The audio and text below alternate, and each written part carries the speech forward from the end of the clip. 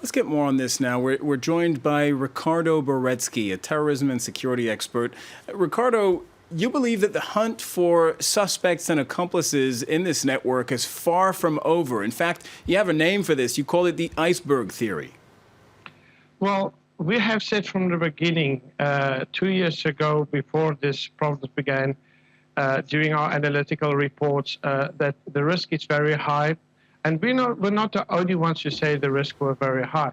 What is important to understand is that we've seen escalation, we've seen a very definite escalation from terrorist attacks within the European Union. And the question now remains is, well, what is next? Where is it going to lead next?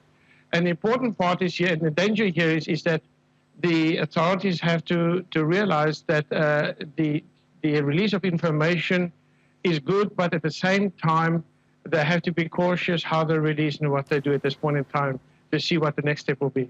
Are you suggesting perhaps the Belgian authorities should not have provided the information and the confirmations that they just did? I'm suggesting that prematurely releasing information coupled with potential speculation is a very dangerous thing, particularly during this time. We are dealing with terrorist organizations. We are not dealing with people selling candies in shops, and we've said this before. And therefore, the mentality is rather different. It's something that the law enforcement in Europe is only about to get used to. Another question for you. Is it possible to wipe out this network? I mean, you say there are a lot more people than we actually have identified who are involved in this terror network. Is it possible to wipe it out, get to the root of it and eliminate it? Or is that something that you think is beyond the reach of security forces in Europe? I think with the correct measures and with the correct solutions, a lot can be done. One of the things we have said in the past is that we need to get all of Europe to share information intelligence. We have seen this already from the beginning. One of the purposes of the ECIF's establishment by decree was, in particular, to monitor the situation.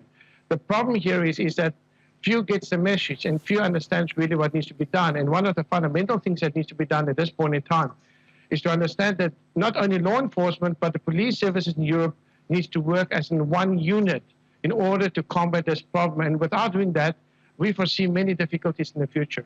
All right, Ricardo Baretzky from Brussels, president of the European Centre for Information Policy and Security. Thank you very much for answering our questions here on France 24.